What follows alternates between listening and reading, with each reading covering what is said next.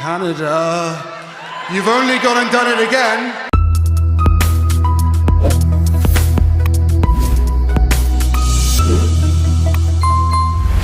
Hello, Royal Telly fam. It's Chloe here, and in today's episode, it's all about Prince Harry, Duchess Meghan, and the Invictus Games 2025.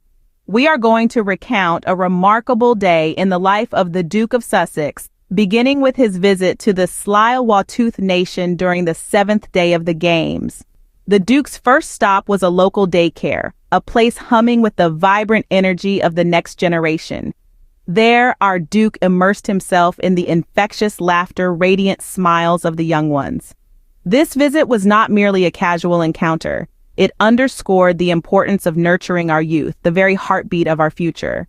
Indeed, as we invest time, love, and resources into our children, we invest in the future of Indigenous communities. This is a belief deeply etched in the heart of the Duke, who cherishes every opportunity to connect with the little ones, to share in their joy, and to contribute to their early years in meaningful ways. From there, the Duke met with the Tsleil-Waututh Youth Ambassadors. These are young advocates passionate about preserving their culture and heritage. They are the emerging leaders, focused on shaping their own futures while honoring the legacy of their ancestors. Their role as cultural ambassadors is crucial in safeguarding their people's stories, values, and way of life, empowering future generations to carry these traditions forward. Healing was a central theme throughout the visit.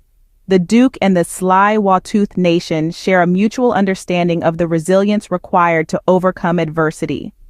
The Duke spoke about the commonalities between the First Nations and Invictus communities, emphasizing the need for recovery through connection, empathy, and mutual. What a beautiful start to the day, filled with laughter, smiles, and the promise of a brighter future.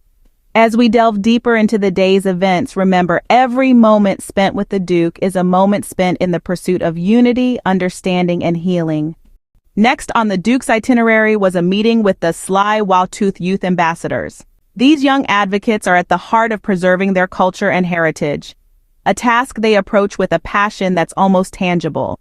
As the next generation of leaders, they are focused on shaping their own futures, but their ambitions extend far beyond that. Their work is also about honoring the legacy of their ancestors and ensuring the continuation of the First Nations' rich traditions. Their role as cultural ambassadors is pivotal in safeguarding their people's stories, values, and way of life. They are the torchbearers, the ones entrusted with the sacred duty of empowering future generations to carry these traditions forward. Their work is both a tribute to their past and an investment in their future, a delicate balance they navigate with grace and strength. A theme that echoed throughout the Duke's visit was healing, a concept that resonates on a deeply personal level for both the Tsleil-Waututh and Invictus communities. The Duke emphasized the importance of recovery through connection, empathy, and mutual support, highlighting the shared resilience required to overcome adversity. The human spirit, he believes, is fortified by the bonds we forge with each other, the shared experiences that remind us we are not alone, and the collective strength we draw from our communities. The Duke's words underscored a profound understanding of the healing journey, one that goes beyond physical recovery to encompass emotional and spiritual healing as well. He spoke about the need for community support, for the kind of deep, empathetic understanding that can only come from shared experience. It's not just about overcoming adversity, he pointed out, but also about transforming that adversity into a source of strength and resilience. As the day unfolded, it became apparent that these young leaders are not just shaping their futures, but also honoring the legacy of their ancestors. Their work is a testament to the enduring spirit of their people, a spirit that remains unbroken and resilient even in the face of adversity. They are the living embodiment of their culture, the guardians of their heritage, carrying their ancestors' legacy forward into the future with pride and determination. One of the most profound moments of the visit was the traditional blanketing ceremony. This isn't just any ceremony. It's an ancient ritual deeply rooted in the First Nations culture, a tradition that has been passed down over generations, reflecting a wealth of history and heritage. Now, what makes the blanketing ceremony so special? Well, it symbolizes protection, respect, and recognition of one's journey. It's not just about the physical act of draping a blanket.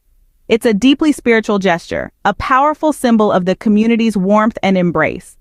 Now imagine being at the center of such a ceremony. That's exactly where the Duke found himself. As he was blanketed, he was enveloped not only in the fabric of the blanket, but also in the rich tapestry of the First Nations culture. It was a moment of connection, of understanding, and of profound respect.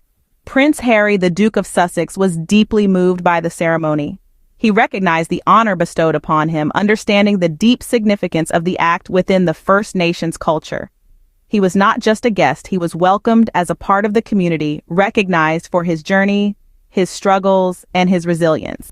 The Duke's reflections on the ceremony were heartfelt and sincere.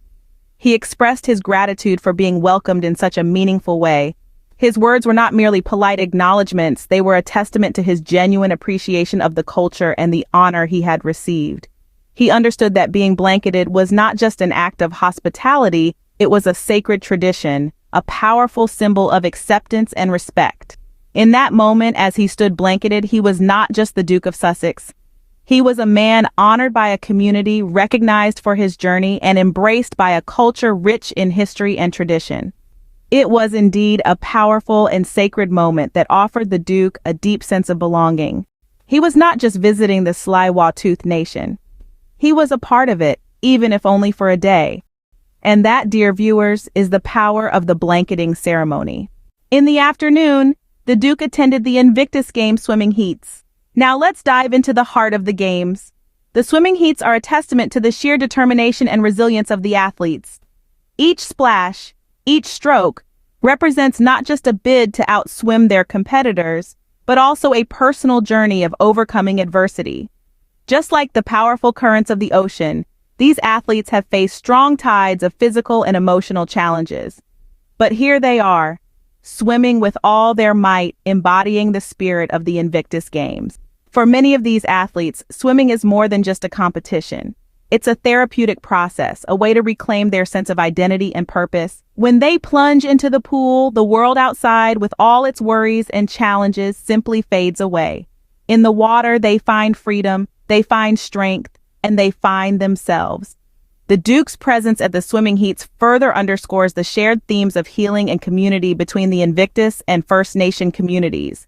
His commitment to the games, his dedication to the athletes, and his belief in the power of sport as a catalyst for recovery, these all resonate with the values of the First Nations.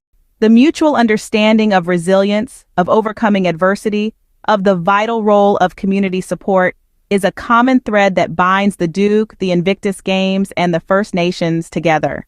Witnessing these inspiring moments at the swimming heats, one realizes that the Invictus Games are not just about sporting prowess. They're about human spirit, about the power of community, about the journey of healing.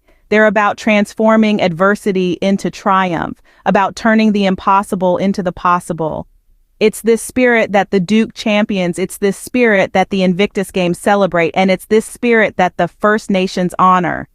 In the pool, all worries disappear. It's more than just a competition. It's a journey of healing and reclaiming identity. As the day drew to a close, a common thread emerged. A thread woven from the fabric of human connection, resilience, and the power of community. Both the Tsleil-Waututh Nation and the Invictus Games, though miles apart in origin and tradition, share this commonality. The day's events, from the Duke's visit to the Tsleil-Waututh Nation to the swimming heats of the Invictus Games, highlighted the strength that comes from unity, empathy, and collective support. The Duke of Sussex's engagement with the Tsleil-Waututh community underscored the importance of nurturing our youth, investing in their future, and preserving our cultural heritage. The young ambassadors, with their unwavering dedication to their culture and heritage, reminded us of the role each of us plays in safeguarding our past, shaping our present, and building our future. In the same vein, the Invictus Games, more than a competition, are a testament to human spirit and resilience. The athletes, each with their unique stories of overcoming adversity, find in the games not just a platform to compete, but a community that understands their journey, a haven where they can heal and reclaim a sense of identity and purpose. The traditional blanketing ceremony was a poignant reminder of the warmth, protection, and respect that community brings. It's a gesture that embodies the essence of human connection and the power it holds in our lives. Being blanketed, as the Duke of Sussex was, is an honor that signifies the recognition of one's journey and the strength drawn from the community's embrace. As we reflect on the day's events, we're reminded of the power of community in healing and overcoming adversity. The Tsleil-Waututh Nation and the Invictus Games, though distinct in their stories, are united in their belief in the strength of community and the resilience of the human spirit. Thank you, fellow squaddies, for joining us on this journey. Don't forget to like, comment, and subscribe to Royal Telly. Until next time, this is Chloe saying, keep supporting the Sussexes and their amazing work.